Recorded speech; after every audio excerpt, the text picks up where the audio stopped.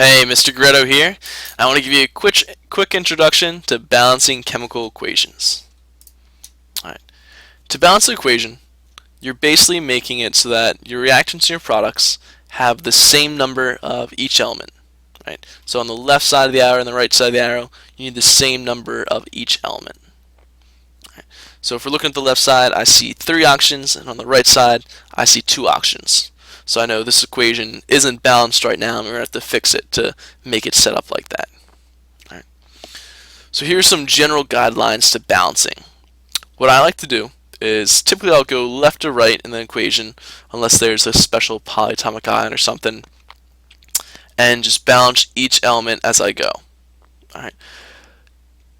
Well, let's just get started with practice. All right. So here I have 1 potassium on the left and 1 potassium on the right. So it's balanced. 1 Cl on the left, 1 Cl on the right, also balanced. 3 oxygens on the left and 2 oxygens on the right. So our first element that's unbalanced is our oxygens, and we need to add more oxygens to balance it out. One key idea with balancing is you can't just add a single oxygen. So we couldn't just add one more oxygen to the right side to make us have the 3 oxygens on the right. We have to add the entire element or compound that we have over here. So in this case we have an element, oxygen gas, O2. Since we have less oxygens over here, we're going to add more of this guy. So O2, O2, right? So now we have 4 oxygens here, and we have 3 oxygens over here. So now this side's short. So we add more oxygens over here by adding the entire element, or in this case compound, I'm sorry. And I have 6 oxygens over here, 3 and 3, 6. 4, so still not balanced, so we need another oxygen over here. And now if we look at it, we have 2, 4, 6 oxygens, 3, 6 oxygens on both sides, the right and the left. So that's balanced and we're set. Alright, so our oxygens balanced out. We have to double check our other things. If I look at this, I see 2 potassiums, it's KK, and over here I see 1 potassium. So it's unbalanced. So I need more potassiums on this side.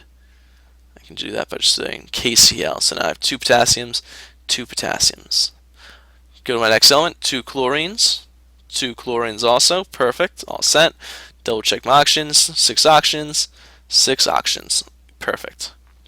Alright, so I like to draw the compounds underneath just because it's a good visual for myself.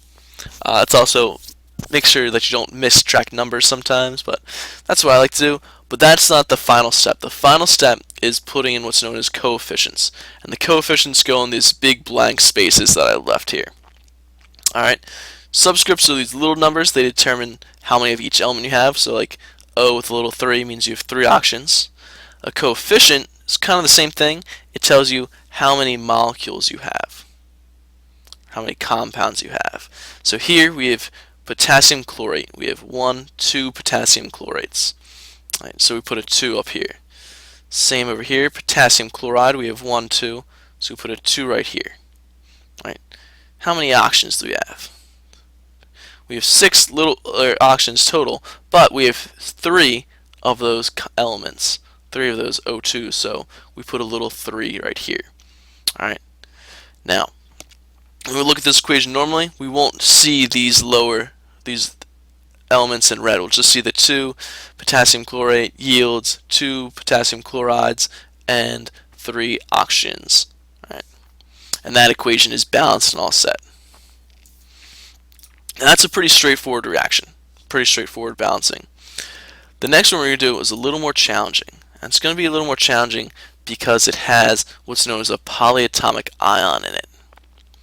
And a polyatomic ion is just an ion, a group of elements that act as a unit, basically. So SO4, also known as sulfate, has a -2 charge and typically likes to hang out together, and it'll stay bonded together even through a chemical reaction.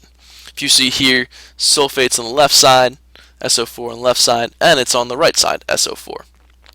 It's just switched places. It's been replaced, or it's been displaced from potassium to aluminum on our right side. Alright, so it's rearranged.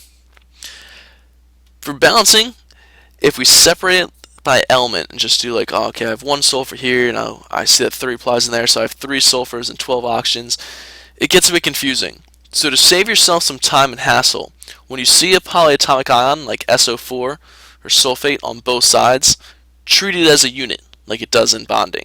So we're going to treat it like a unit, and we're going to start balancing our equation with the sulfate. Alright, so here we have aluminum bromide combining with potassium sulfate to yield or react and create potassium bromide and aluminum sulfate. If I want to balance these guys, I could go left to right, but I want to start with the polyatomic ion because I know it makes my life easier. My teacher told me so. Alright, so if I look at this, I see SO4 and I have one of them, one of that unit. On the right side, I have three of them.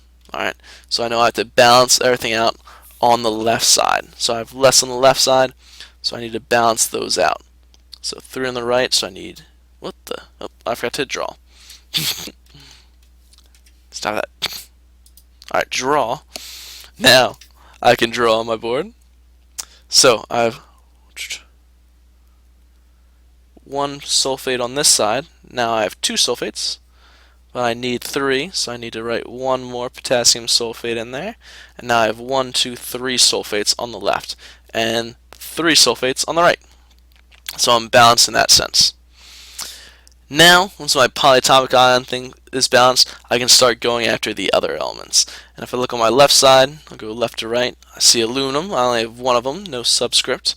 Over here I have a 2 for a subscript, so I have 2 on the left, or the right. So I need 2 on the left. So I need a second aluminum bromide. I have to add that entire compound in there. That's not a BF, that's a BR. Alright, so I have 2 aluminums on both sides now. I got next element, I have 3 6 bromides. Over here I have only 1 bromide. Ooh, I get to draw a lot of these then, so I need 5 more of these bromides. So 1, 2, 3, 4. I need 6 total.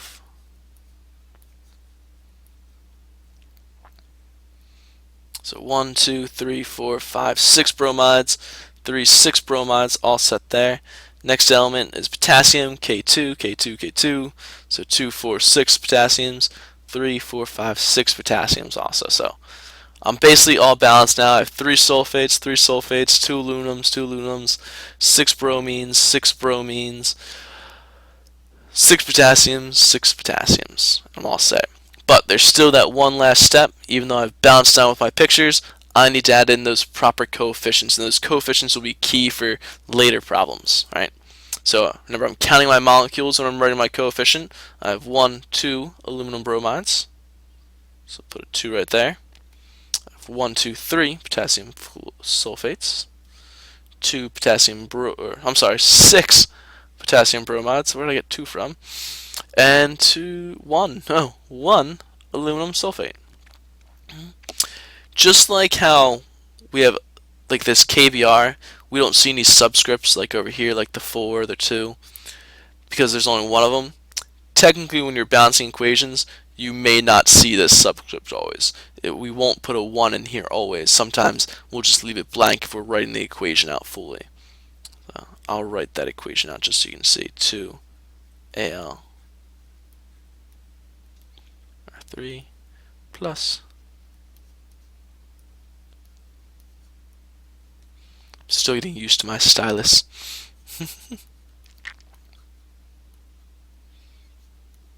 I ran out of room. Can I still write over here? Let's see what happens. He's going off the side, man. Yeah, it still works.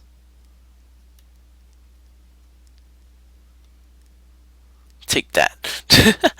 So here, see how I didn't put the 1 in front of the aluminum sulfate. I could, but you don't have to because it's superfluous. Alright, that's all for the beginning of balancing. Good luck, guys. Happy balancing. Catch you later.